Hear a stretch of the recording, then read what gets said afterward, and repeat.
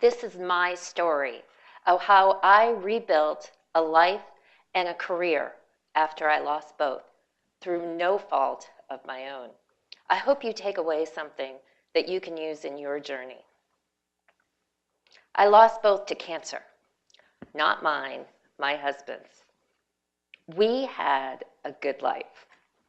We fished and we sailed, we skied and we golfed. We had 2 houses, we had a dog. We had so much fun. And then cancer bit. And Bob lost his life. And I lost mine too. Life as we knew it was over. That April day in 2013, it ended. It was gone in 12 short weeks. My father always said, Anne always gets what she wants, till I didn't. I went from a goal setter, a planner, an achiever to rock bottom. I couldn't plan because I didn't know what I wanted. And on that first very dark day, a dear friend calls and says, come to France. France will heal you. Okay. So I take my high school French and I fly to Toulouse, where I've never been in southern France. She tells me, just follow the road signs as you drive, from Toulouse to Albi to Rodez to Spalian. She also tells me, you will go through one toll booth. Have some change. So I do in the little center console of my Fiat. She says, stay in the left lane. It's the automatic lane. The sign will tell you how much it is. This is what I see. It is starting to rain. Cars are backing up behind me. And I throw my hands in the air and say out loud, really, Bob? Really? I put down the window. I grab a hunk of change and I throw it at the basket. And the gate goes up. And I travel along to Bazul. As you can see, there's a cathedral high on the cliff. Below the cliff is a river. And in the foreground is a keep at the entrance to town. A keep is a fortified structure attached to a castle. I'm staying in the keep. Each day, I leave the keep, run down to the river, up the cliff to the cathedral, through town, around the horse paddock, back to town. Every day I talk to one black horse, and he pushes me with his snout and snuggles into me and lets me pet him. And I'm told, that's odd. That horse is mean. That horse bites. And I say, is that you, Bob? I run every day because I have so much pent-up energy then, I can't sit still. And I just hope that I'm running towards a bright future versus just away from pain. Not long after I get home, I'm out walking the dog, and I am bawling, and my phone rings. It's the pastoral care office of my church. They want to know how I'm doing. How do you think I'm doing? Leave me alone, and I hang up the phone.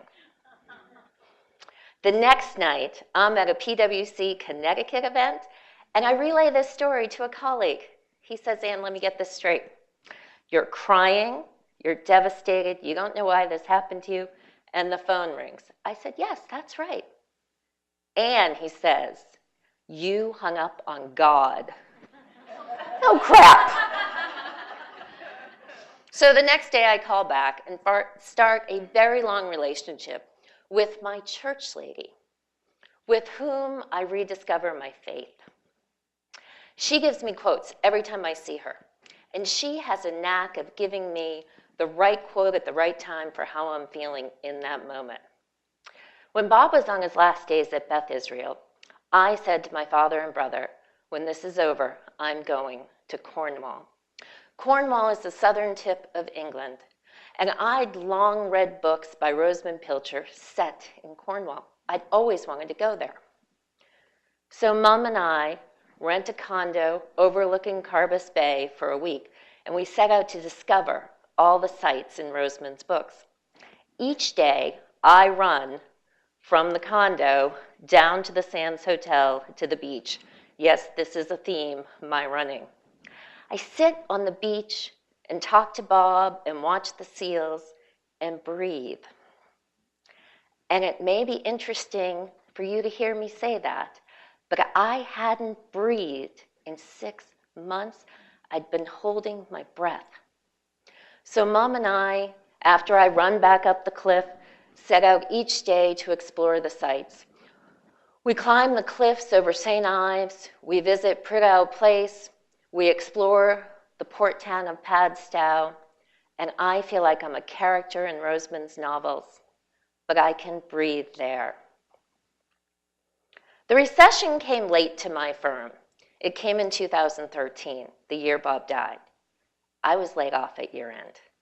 So what do you do when you lay off at Christmas? You go to Morocco. I joined a women's tour of a Muslim country at Christmas time. My parents were horrified. How could you go at Christmas, let alone to a Muslim country? They thought they could hold me close and heal me. The only person who could heal me. So, from Casablanca to Rabat to Fez to Marrakech, we explored souks and 2,000-year-old Roman ruins. Here in Volubilis one day, just outside of Meknes, a monkey ran up my leg, and I ran as far away from this structure as possible. I don't like monkeys. And I realized, even though I was lost mentally, physically, I could still run, and I don't like monkeys. Christmas Eve, I attend Mass in this Catholic cathedral in Rabat. Who knew there's a thriving Catholic community in a Muslim country? This church was beautiful. It was partially open air. There were birds flying in and out. There were marble columns and a granite bench along the wall. And I found an American penny on the wood floor. Bob left it there. I knew he left it there because he'd been leaving me pennies since he died. And I knew that because he always made fun of me for picking up pennies. Children today don't even want pennies. I would cross the street to pick up a penny. And he thought it was crazy. My Muslim driver was nervous to bring me to church that night. I was not, because once you lose everything, you have nothing left to fear. But also, the people of that church who only spoke French, yes, I need to learn French, couldn't have been more welcoming. And this was the same thing I found throughout Morocco. And I was learning different cultures, different religions really can be side by side. I had so much to learn about myself, about others, and about the world that I needed to open myself to those opportunities. 2014 finds me, I've taken a job doing business development for Canon Design. It may not be my dream job, but it was definitely the next step in my journey. Well, there one day, I get a call from my roommate from Morocco, and she says, "Let's go to Albania." Great, I say, while I'm Googling, where is Albania? For anyone who doesn't know, Albania is in the Western Balkans, south of Croatia, and north of Greece. Albania was a history lesson. It was modern and ancient. Byzantine architecture from 395 sits next to Constantinople of 1054. We visited ruins from the 2nd and 4th century BC. Let that sink in. And our Albanian guide told us about the student uprising against communism in the 90s, of which he was part. And he told us it started with a want that became a chant for American jeans. They did not intend to overthrow a government. They had no plan. They just wanted better cafeteria food and jeans. We stood on a hill in Skodra, and I looked at Montenegro and Kosovo. We went to the mountains of Gjirokastër and visited the communist leader's summer hotel. And I stood on a lakeshore in Korça looking at Macedonia And I said, I'm in an Agatha Christie novel. My long-held dreams of exploring the world were coming true, but they were coming true because Bob died. He never would have gone to these places. They were not on his radar screen. And I realized then he gave me two gifts. He gave me his love, but he also gave me these experiences of a lifetime. I was inspired in Albania by the people. It's still much a war-torn country. They do not experience the fruits of tourism as do Croatia and Greece, yet they see a bright future. I hoped I could learn from them. At this point in time, I think I'm living by the motto, don't wait for the storm to pass, learn to dance in the rain. But what I'm really doing is letting it rain, because rain brings new life and growth. Back to those English authors of mine. Many have characters that vacation in Majorca, a Spanish island in the Mediterranean, and I had long wanted to go there. So Mum and I rent a villa hanging off a cliff above Port Andrix, and we spend a week driving scary cliff roads of the most beautiful place I've ever been. We explore pocket beaches and writers' homes and tour wineries. I fall in love with the town of Pollensa, and I sleep under the stars. And one day, driving to Cap Fermenter Peninsula, we sit on this terrace overlooking this beautiful beach, drinking cold white wine, and I say, I can write my book here. And there began a dream of writing in a spot with a beautiful overlook. And for the first time in 2.5 years, I really was at peace. In 2016, I turned 50, and I wanted to celebrate my birthday with my English cousins, visiting all my favorite haunts in London.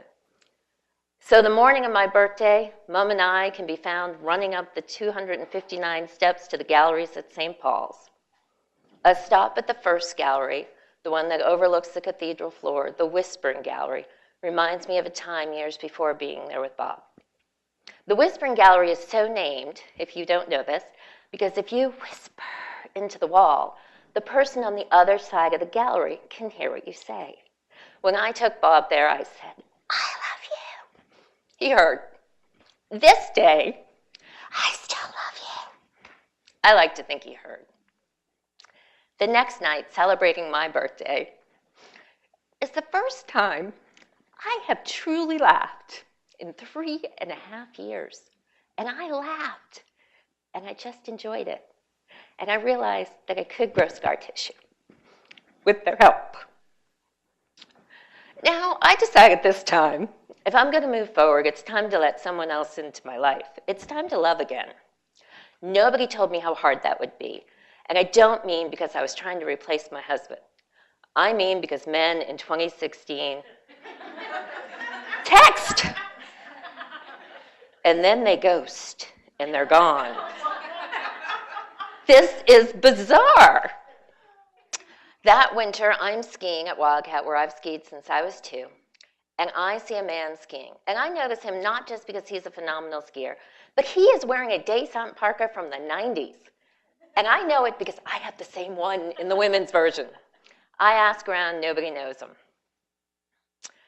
That summer, a dear friend of over 20 years says to me, do you know Scott Grant?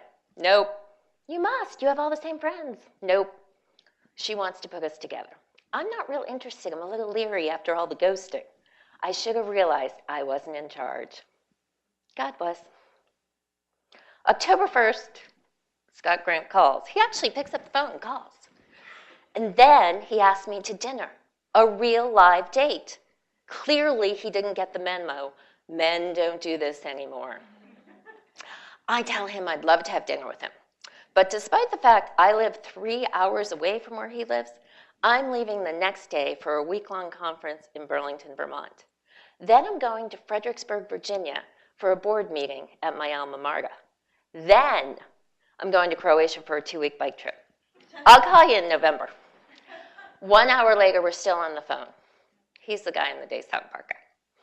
I also learned that he and his late wife knew Bob. I know his brother. This is so weird. I go to Croatia. I send him pictures. On my 2-hour layover on the way home, sitting in Switzerland, I talk to him for the total 2 hours and learn of his deep faith. And we believe our spouses have put us together. I come back and we meet November 1st. And we realized we were on a collision course to meet going as far back as high school, if not before. In high school, one of his good friends dated one of mine in New Hampshire. I lived in Massachusetts. When I went to New Hampshire on weekends, she always asked me to go to parties with her, and I never did. I had long dreamed of having my own consulting business. I never thought it would be financially possible. But I knew it was mentally necessary. In 2018, Scott and I opened our own business, through which I teach AEC firms how to win more work. What I thought was just a dream was really just the next step. 2018 was a watershed year for me. In addition to opening my own business, we got married. I have 2 beautiful stepdaughters. Now they're twins and they're 16, so they can be a little scary, but they're always beautiful. My dreams are coming true. I live on a mountain. I'm writing my novel.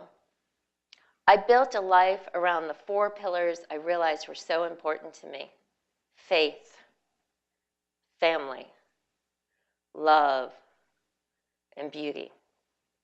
What did I learn on my journey? I learned it's okay not to have a roadmap. I learned it's okay to take life as it comes every day and figure out what's important as I go. You can do this too. You can figure out your pillars. You don't have to have had a tragedy. Maybe you just want to make a change in your life. Maybe you can find your church lady, or your friends can help you along the way. All you have to do is open your heart to it. Thanks.